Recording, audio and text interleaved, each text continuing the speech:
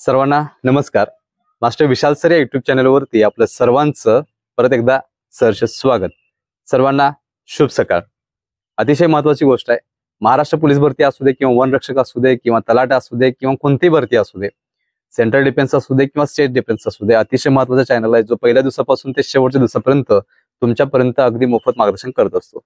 So याच पद्धतीनं महाराष्ट्रातील भरतीमधील जे की वनरक्षक किंवा वन विभागातील जी भरती आहे त्याबद्दल अतिशय महत्वाचा विषय की 1-2 दिवसापूर्वी नागपूर जे संवर्ग आहे त्यातील वन क्षेत्रातील जे की बदलीस पात्र किंवा बदलीसाठी ज्यांनी कार्यकाळ पूर्ण केलाय अशा जे कॅन्डिडेट आहे त्यांची बदलीचं एक परिपत्रक आउट झालेलं आहे.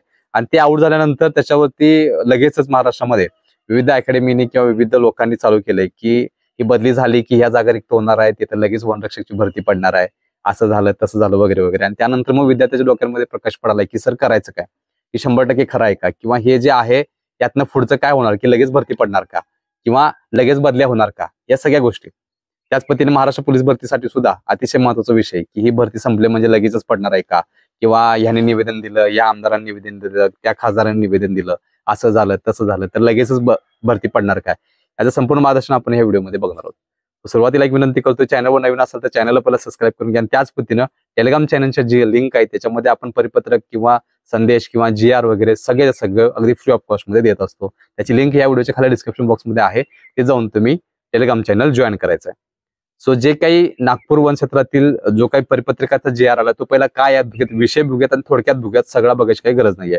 तर बघा, विषय आहे बदली सत्र 2025 वनरक्षक गट क संवर्गातील बदली पात्र जे काही कर्मचाऱ्यांची अंतिम यादी आहे ती प्रसिद्ध करण्याबाबत हे आहे विषय.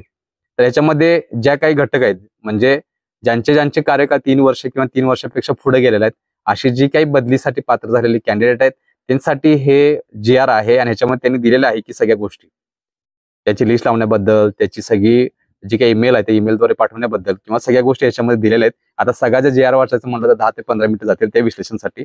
सो यातला जो मतळा आहे खूप महत्वाचा तो तुमच्यापर्यंत मी शेअर करतोय की हे जर परिपत्रक आलंय सर तर हे परिपत्रक आणि बदली याचा काही संबंध आहे का, तर संबंध आहे पण स्पीड नसणार, लक्षात ठेवायचं. विषय अशा पद्धतीने आहे की ज्यावेळी इयर असतो की पाठीमागच्या इयरचं म्हणजे 2024चं सांगतोय, 1 जानेवारी 2024 ते 31 डिसेंबर 2024 पर्यंतची जी काही 1 वर्षाचं पिरियड आहे, 1 वर्षाचं पिरियड आहे, त्या पिरियड मधल्या ज्या काही बदल्या किंवा त्याच पद्धतीने रिक्त जागा असतील किंवा राजीनामा असतील किंवा नवीन संभाव्य रिक्त जागा किंवा ज्या तयार करणाऱ्या जागा असतील त्या सगळ्या मिळून ही पुढच्या वर्षाला भरती पडत असते. त्यातलाच हा एक घटक आहे. सो हा घटक जरी नवीन भरतीसाठी जरी पॉसिबल असला तरी सुद्धा सांगतोय ही एवढं स्पीड पकडत नसतं, लक्षात ठेवा. ह्या गोष्टी आहेत, या गोष्टी कराव्याच लागतात सरकारला, की बदल्या ह्या महत्वाच्या असतात, त्याचे कारण वेगवेगळे असतात. सो 3 वर्षापेक्षा जास्त पिरियड ज्या वनरक्षक पदावरील वर्ग 3 क्लास 3 मध्ये जे पद आहे त्या पदावरील ज्यांचे 3 वर्ष आणि 3 पेक्षा जास्त वर्ष पूर्ण झालेले आणि ज्यांच्या बदल्या पेंडिंग आहेत अशांसाठी हे खूप महत्वाचं आहे. म्हणजे सर मग हे झालं तर लगेच होईल का, तर पहिली गोष्ट हीच गोष्ट फास्ट होणार नाही, कारण करण्याबाबत आहे, करण्याबाबत लक्षात ठेवा.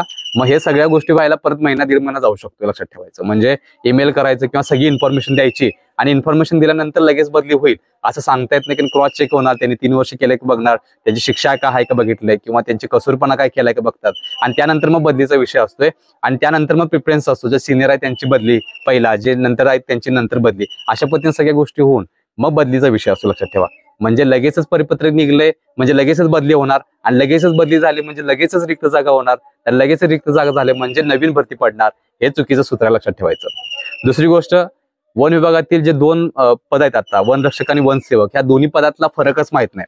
काही लोक उठलेत आणि गायडन्स करायला चाललेत की 12,991 वनरक्षक पदाची भरती पडणार आहे आणि त्यांना वनरक्षक आणि वनसेवक मधला फरकच नाही कळाला. तर वनसेवक ग्रुप C चा आहे आणि वनरक्षक ही ग्रुप C चा आहे आणि वनसेवक जे आहे ते ग्रुप D चा आहे. वनरक्षक ग्रुप C, वनसेवक ग्रुप D चा आहे, लक्षात ठेवायचं. ह्या दोन्ही मधला फरकच समजायला नाही आणि 12,991 जागा वनरक्षकाच्या आहेत म्हणून घोषित केलंय आणि त्याच्यावरती मग ऍड करायला चालू झाले.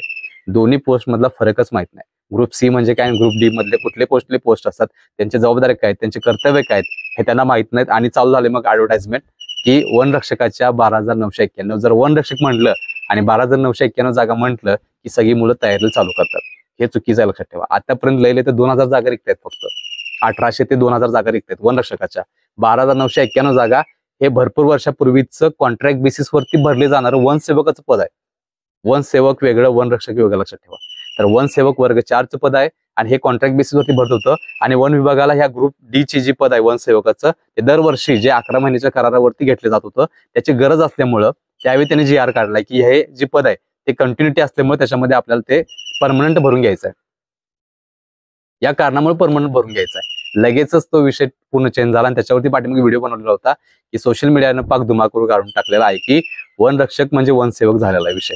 तर असा विषय नाहीये. एकंदरीत या काही दिवसांमध्ये जवळजवळ 1800 ते 2000 जागा फक्त रिक्त आणि त्याच्यावरती भरती पडेल हा विषय. आता दोन्ही पदं खूप महत्वाची आहेत, वनरक्षक आणि वनसेवक. याच्या आधी पण सांगितलेलं आहे, जर वनसेवक पडलं तर वनरक्षकाला वेळ लागेल आणि वनरक्षक पडलं तर वनसेवकाला वेळ लागेल. आणि एकाच घटकामध्ये 2 पदं, मोठी पदं एकाच वेळी ऍड पडत नाहीत, मागं पुढे ठेवतात. कारण की याच्या पाठीमागं राजकारण्यांचा खूप मोठा हात आहे. कारण एकाच वेळी जर एवढी मोठी पदं भरून घ्यायची म्हटली, 12,000 आणि 13,000 एका डिपार्टमेंटमध्ये, तर अजून किती डिपार्टमेंट आहेत आणि एवढी मोठी भरती हे करणार आहेत का? कारण गृहराज्यमंत्र्यांनी सांगितलेलं होतं की 100 दिवसामध्ये आम्ही 1.5 लाख भरतीचं नियोजन करणार आहोत. आतापर्यंत लय ते 1,500 ते 1,000 पदांचं नियोजन झालेलं आहे. आता या उरलेल्या 10-15 दिवसामध्ये असं किती मोठी 1,40,000ची भरती करणार आहेत का? गृहराज्यमंत्री यांनीच सांगितलंय, त्यांचा संकल्प होता, योजना होती. त्या योजनेमध्ये त्यांनी सांगितलेलं आहे की पुढच्या 100 दिवसामध्ये महाराष्ट्रामध्ये विविध डिपार्टमेंटमध्ये 1.5 लाख पदभरतीचं आम्ही नियोजन करणार आहोत किंवा इथून पुढे ते पूर्ण होईल. अजून काही झालेलं 90 दिवस होत आले, आता काहीही झालेलं नाहीये. 1-2 हजार म्हणजे काय लय मोठी भरती नाहीये. मग महाराष्ट्रातील बेरोजगारीचं प्रमाण हा का वाढतो, त्याचं कारण हे राजकारण आहे, लक्षात ठेवा. खूप महत्वाचा विषय. कारण यांच्याकडे 100% विषय नाही. इथं फक्त विधानसभा, राज्यसभा, विधान परिषद याच जागा फक्त परमनंटली आणि लवकर लवकर भरल्या जातात. लगेच त्यांचे निकाल पण फिक्स असतात. पुढच्या 2 दिवसामध्ये, पुढच्या 3 दिवसामध्ये ह्या निवडणुका ह्या दिलेल्या टायमिंगवर होतात.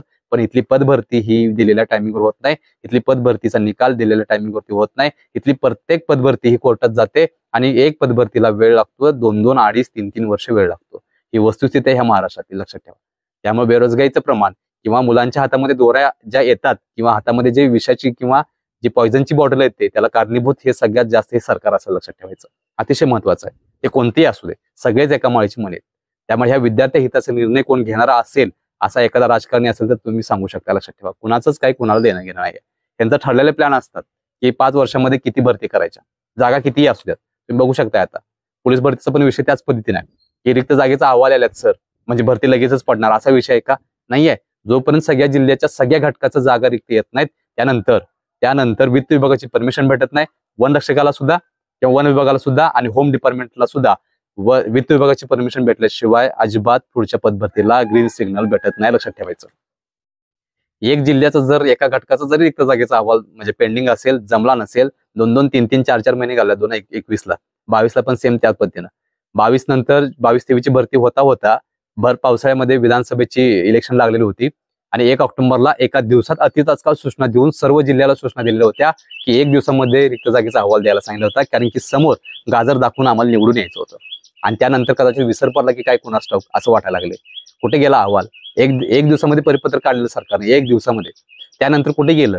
वयवाढीचा विषय काय झाला? वयवाढीचा विषय काय झाला? आदिवासी विभागातील मुलांना हाईटमध्ये सूट दिलेली होती, त्याचा GRचं काय झालं? ST कॅटेगरी मधून मुलांना हाईटचे सूट दिलेली होती, त्याचं काय झालं? भरपूर प्रश्न आहेत ज्याच्याकडे वेळ द्यायला लक्ष नाही आहे. आज ही योजना, आज ह्याचं उद्घाटन, उद्या त्याचं उद्घाटन, अक्षरशः चिंध्या करून टाकल्यात ह्या महाराष्ट्राच्या. चिंध्या करून टाकल्यात ह्या महाराष्ट्राच्या ह्या लोकांनी. सो अतिशय महत्वाचा विषय आहे की सर हे जे GR आलाय किंवा हे परिपत्रक आलंय वन विभागातील बदलीचं, तर लगेच बदली होणार, लगेच जागा रिक्त होणार, असं होणार तसं होणार, तर काही नाहीये. ही प्रोसेस असते, ही फॉर्मॅलिटी आहे, ही त्यांना करूनच घ्यावी लागते. याचा अर्थ असा नाही की भरती पडणारच नाहीये. भरत्या पडणार आहेत, पण जागा मात्र जास्तीत जास्त पाहिजेत. कारण की वेळ खूप गेलेला आहे आणि महाराष्ट्रातील बेरोजगारीचं प्रमाण हे वर्षानुवर्षे 10%, 9%, 8% का वाढते याचं रिझन अशी आहे. जागा 2.5-3 लाख रिक्त आहेत महाराष्ट्र शासनामध्ये, निमशासकीय वगैरे ह्या सगळ्या सोडून, लक्षात ठेवा. तर ह्या 2.5-3 लाख जागा रिक्त असताना मग हे 2.5-3 लाख मुलं ज्या त्या पोस्टच्या कॅपॅबिलिटीची असताना सुद्धा आज बेरोजगारी म्हणून कुठेतरी 8,000, 7,000, 6,000 काम करतात. लक्षात ठेवा, हे चुकीचं आहे. सो अतिशय महत्वाचा विषय आहे की लगेचच भरती पडेल का? मग ते पोलीस भरती असू दे किंवा वनरक्षक असू दे किंवा वन विभाग असू दे किंवा अदर कोणतीही असू दे, तर हे रिक्त जागेचा अहवाल असतील, ही फॉर्मॅलिटी ते करावीच लागते. त्याच पद्धतीनं इतर ज्या गोष्टी आहेत, बदलीला झाला म्हणजे सगळ्या गोष्टी होतील असं नसतं. बदली आहे, पदोन्नती आहे, त्याच पद्धतीनं राजीनामाचा विषय आहे. 4-5 घटक जे आहेत, जी नवीन भरती पाडत असताना ह्या 4-5 घटकांचा विचार करावा लागतोय आणि 5-6 घटक हे पूर्ण झाल्याशिवाय नवीन भरतीला टोटल जी संख्या असते ती पूर्ण होऊ शकत नाही, लक्षात ठेवायचं. आणि त्याचा विचार करूनच मग पुढे जावं लागतं आणि मगच भरती पडत असते, याची नोंद घ्यायची आहे. सो अतिशय महत्वाचा विषय होता की नवीन पदभरतीबद्दल सर मार्गदर्शन करा. खूप साऱ्या मुलांचं मेसेज होते की सर नवीन भरती पडणार आहे का. तर वनरक्षक आणि वन सेवक या पदांमधले फरक सुद्धा थोडक्यात सांगितलेला आहे. आणि त्याच पद्धतीनं पोलीस भरती सुद्धा विषय याच्यामध्ये घेतलेला आहे. 2 विषय एकत्र करून तुम्हाला मार्गदर्शन केलेलं आहे की पदभरती लगेचच पडणार का किंवा काय. सो हे सगळं त्यांच्या हातात आहे. सो ते कधी काय करतील हे सगळं त्यांच्या विचारांवरती आहे. की पाठीमागच्या जागा भरून घेत असताना त्यांची दमछाक व्हायल्यात. आता मुख्यालयामध्ये 4-4 महिने 5-5 महिने मुलं पडलेत बघा कितपत.